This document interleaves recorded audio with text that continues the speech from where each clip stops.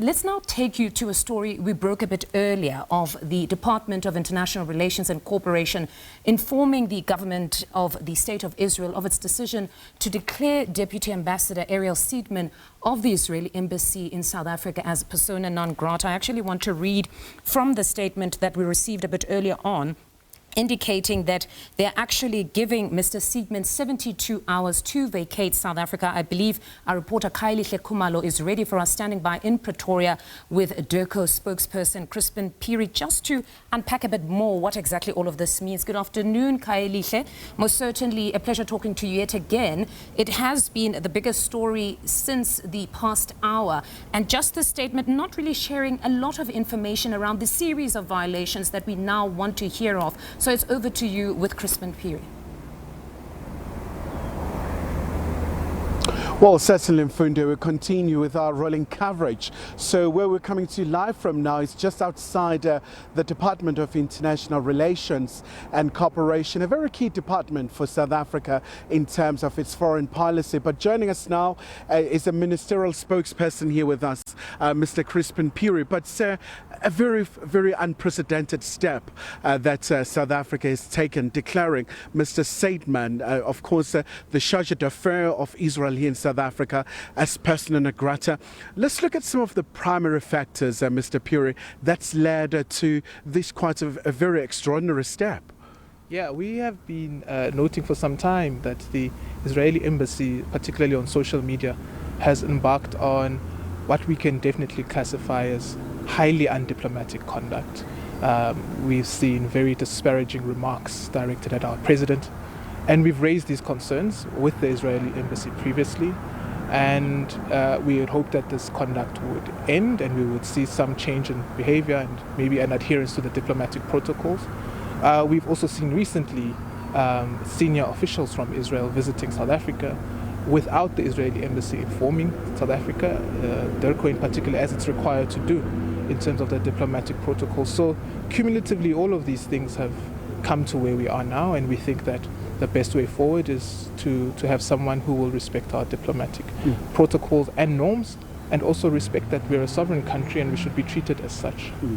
And obviously, Mr. Piri, you've given Mr. Seidmand about 72 hours to comply with this directive. Now let's map this issue wider. Let's talk about the ramifications. I mean, we know of your efforts where you're working with the US in terms of normalizing the relations, but the ramifications could be far-reaching given what has transpired. I think the bilateral relations that we have with other countries should not be instrumentalized or used in the geopolitical space.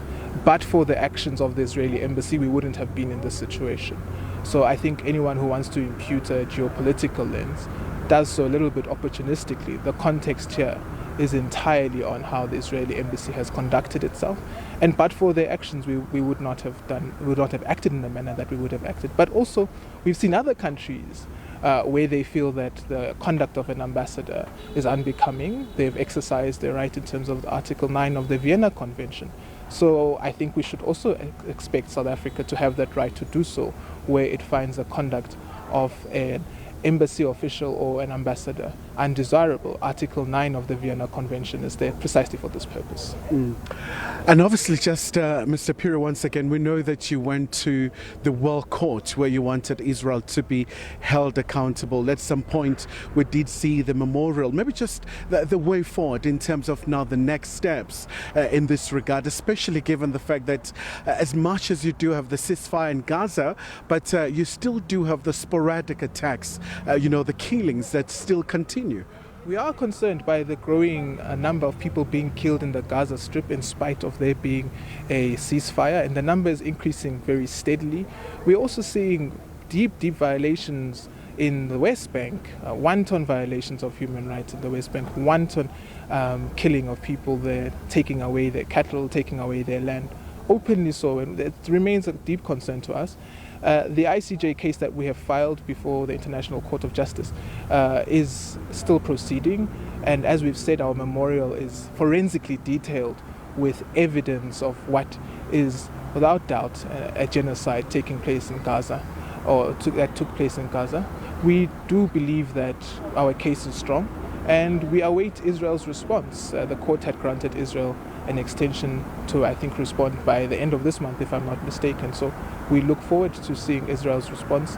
Unfortunately, the court does have its own very tight procedures, so these documents don't necessarily fly in the public domain. But once the memorial has been, the response to the memorial has been filed by Israel, I'm sure the court will be able to make those announcements. And just before I let you go, sir, we saw on the sidelines of the World Economic Forum, where the US President Donald Trump had the Board of Peace. So many leaders were there, and South Africa was not there. What did you make of that, especially given the role that you've played in calling for cessation of hostilities and calling for permanent ceasefire, but also the respect of the international law? We have not been invited to the Board of Peace, and we make peace with that. We will continue to advocate for the UN as the primary body of international law and international cooperation, and we will continue to use the UN as the primary organization where all the instruments available to us, particularly respecting the Human Rights Charter, but also the Charter of the UN itself, which is binding to all member states to resolve issues that are global in nature. And we believe that is the correct platform, and we are very, very happy to be members of the UN and will continue to do so.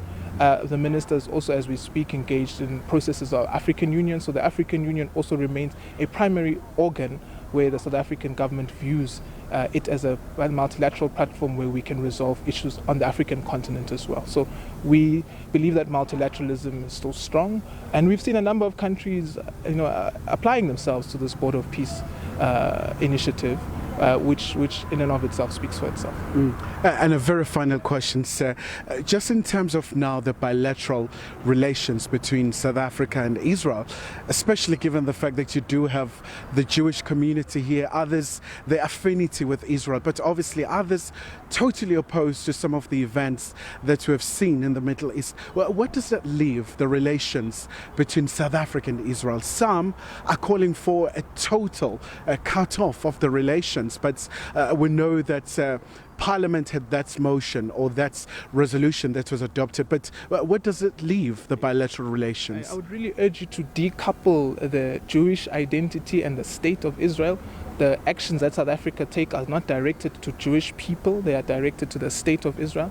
And our relations with the state of Israel are where they are at the moment. We look forward to the state of Israel sending forward a representative that will respect our laws and that will engage with South Africa in a respectful manner. All right. Mr. Puri, thank you so much indeed for your time. So just getting a sense of some of the very primary motivations behind South Africa taking quite a very significant step, declaring Israel's charge d'affaires here in Pretoria as persona non grata. And obviously we know that South Africa and Israel, there's quite a lot really to be explored, given the very just severity and also just how the bilateral relations have been strained in this regard. So we will continue to gauge as many reactions as possible in this particular story. With that, back to you in studio. All right, Khayelihle, thank you very much for that reportage. That's SABC News reporter Khayelihle Khumalo in conversation there with Dirko's Crispin Piri.